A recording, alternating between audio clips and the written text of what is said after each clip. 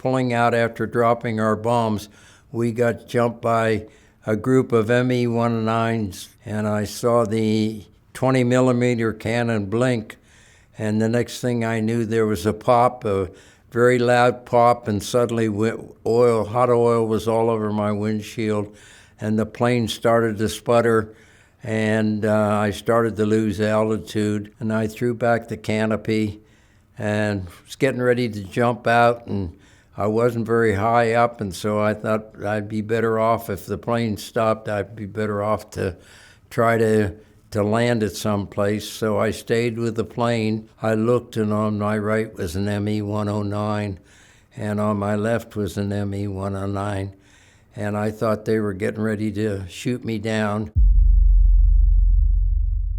I was born in Oklahoma City, Oklahoma, and my father and mother moved to Pennsylvania, and I lived most of my childhood life in Slippery Rock, Pennsylvania. I went to elementary school, junior high school, and then went to college at Slippery Rock State Teachers College. And during my freshman and sophomore year, I was given the opportunity to get a pilot's license with the college pilot's training program offered by the government, and that sort of whet my appetite. So when I was told that I was going to be drafted into the service, that if I wanted to choose a service, I should do it. So I decided I'd like to go to the Navy Air Force because I like the uniforms, and I went down to Pittsburgh and passed that test. So while I was there, across the street was the Army Air Corps, so I thought, well, I might as well go over and try to pass that test. And so I did. The Navy said, you go tomorrow if you join us. The Army Air Corps said, we're not ready for you, go back to college. So I went back to college until they called me, which was 4 months later. So that's where I stood until I went into the military service. They sent me to Beloit, Wisconsin, for 6 weeks of college CPT, college pilot training, which was nothing more than a waiting period to get into Santa Ana, California, on the West Coast. And while there, I was assigned to a squadron to get prepped, ready to go to flight school. I was then sent to Visalia, California for primary, to Chico, California for basic, for Luke Field, Phoenix, Arizona, where I graduated and got my wings.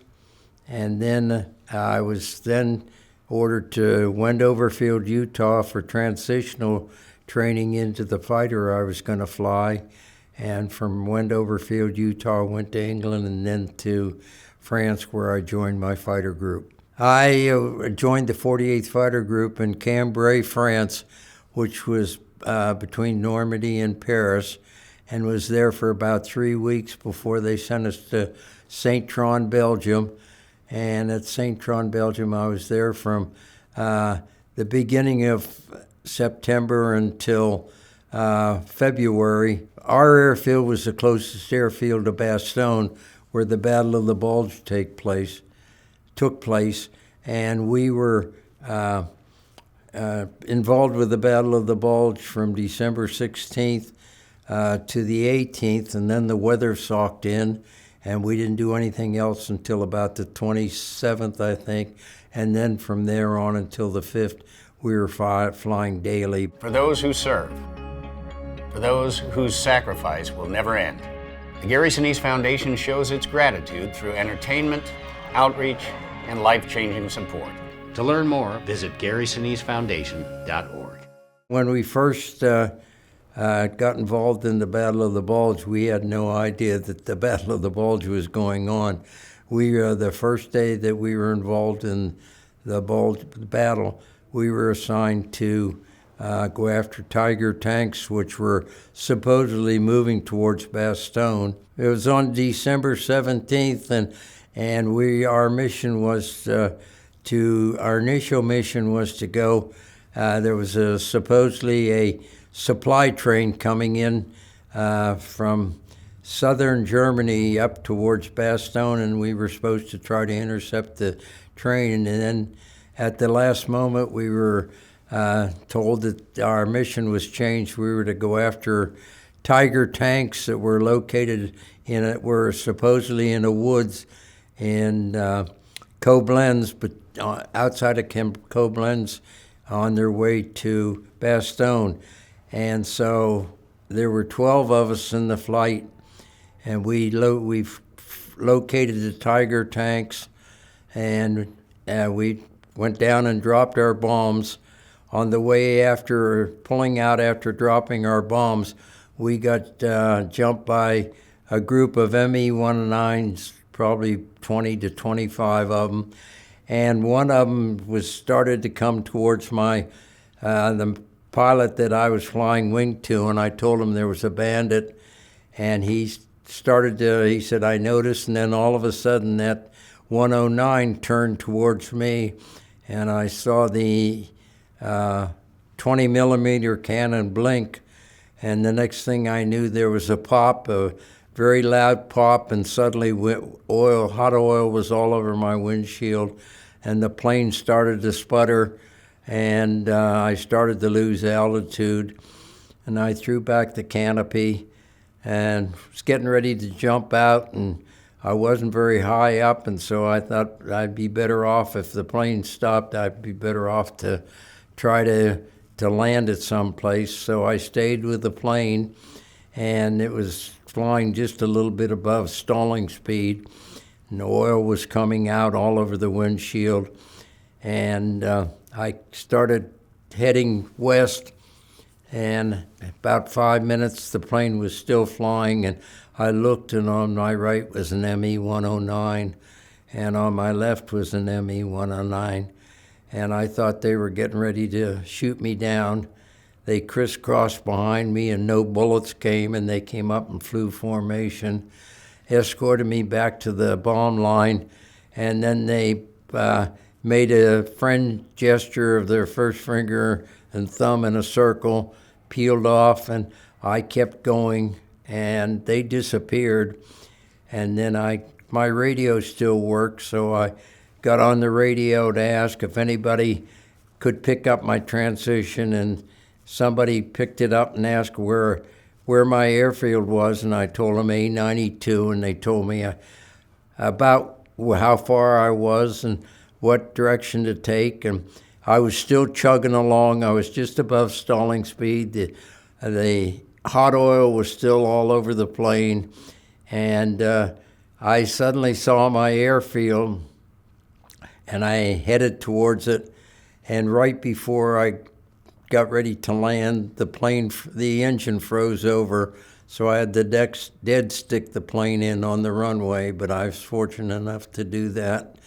And the plane came to a stop, and I got out and kissed the ground and thanked the good Lord I was alive. From then on until the weather cleared, we were at the mercy of the weather, and all we got were rumors that were coming out of Bastogne that the Germans were pretty much overriding the American troops, and to be ready to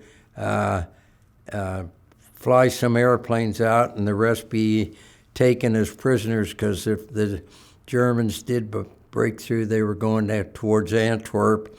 And so for 5-6 days, we had no flying and just waited to see what happened with the battle. Well, on the night of the 24th, we were told to burn all our pictures, all our letters, anything that we had to do with our families, and just all we had were our dog tags, because we they said on Christmas Day, you're probably going to be taken prisoners. And Christmas Day came and went, and nothing happened. And the next day we said that they found out that the Americans' patent had come forth, and they had stemmed the attack. And as soon as the weather broke, we were supposed to be flying and going to help our troops, which is exactly what happened. We were going after trains and troops and convoys, and we knew that the Germans had been repelled, and basically just trying to support our Ninth Army as they moved forward, and they were moving forward at a pretty rapid rate. Our New Year's Day, our outfit was scheduled to go on a mission, and I was scheduled for runway alert. Runway alert says 4 airplanes sitting on the edge of the runway waiting for anything that might come in. The radar would pick up, and then we would take off and go after whatever the radar picked. Well, on this particular day, all up and down the bomb line, the Luftwaffe hit every airfield, and our particular airfield, there were 8 FW-190s came in at treetop level. The radar never picked them up, and we're sitting at the end of the runway, and they came in and went right over us. I was the lead plane on the runway, and on our field, we had a burned out B-17 and a burned out B-24, and the FW-190s went right for those 2 planes and started firing at them and strafed them. Then they circled to make another pass, and the anti-aircraft got 2 or 3 of the planes because they didn't drop their belly tank, and they shot them and they exploded. And the other 5 made another pass, and again, they didn't go after our planes, and they went after the bombers, and there was no way we could take off, because if we started to take off, we were sitting ducks on the runway. They would just go right after us. So on the next pass, a couple more got shot down, and the third pass, we were at the end of the runway in a ditch. We were away from our aircraft because we thought they would go for our aircraft on this next pass. There was 1 plane left, and he kept coming, and he kept coming, and all of a sudden he went straight down into the end of the runway, and the plane exploded, and his body was thrown out. So we went over to where he was, and he had a bullet hole in the middle of his forehead, and he was about 16, 17 years old, and the plane exploded. He still had his belly tank on the plane, which is evidence that they were very, very inexperienced pilots. Our biggest problem from then on was flak. We never worried about finding too many fighter planes after us.